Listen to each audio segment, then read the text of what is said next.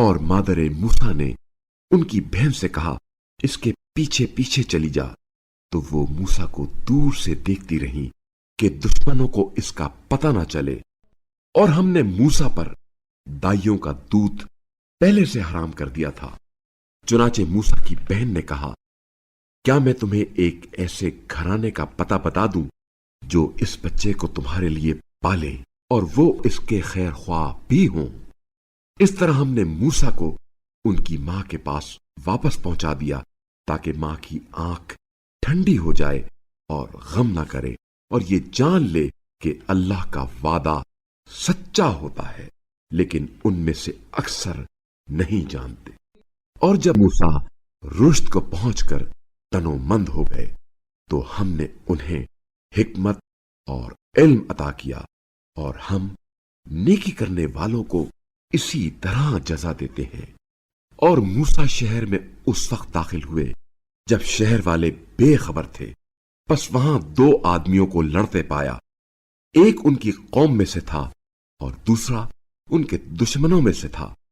تو جو ان کی قوم میں سے تھا اس نے اپنے دشمن کے مقابلے کے لیے موسیٰ کو مدد کے لیے پکارا، تو موسیٰ نے اس دوسرے کو گھونسا مارا اور اس کا کام تمام کر دیا۔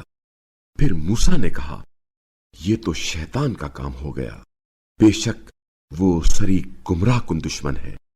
کہا پروردگارا، میں نے اپنے نفس پر ظلم کیا، بس مجھے معاف فرما۔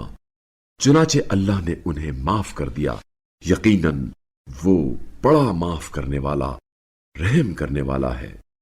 موسیٰ نے کہا میرے رب، جس نعمت سے تو نے مجھے نوازا ہے اس کے باعث میں آئندہ کبھی بھی مجرموں کا پشت پناہ نہیں بنوں گا۔ موسیٰ صبح کے وقت شہر میں ڈرتے ہوئے اور خطرہ بھانپنے کی حالت میں تھے۔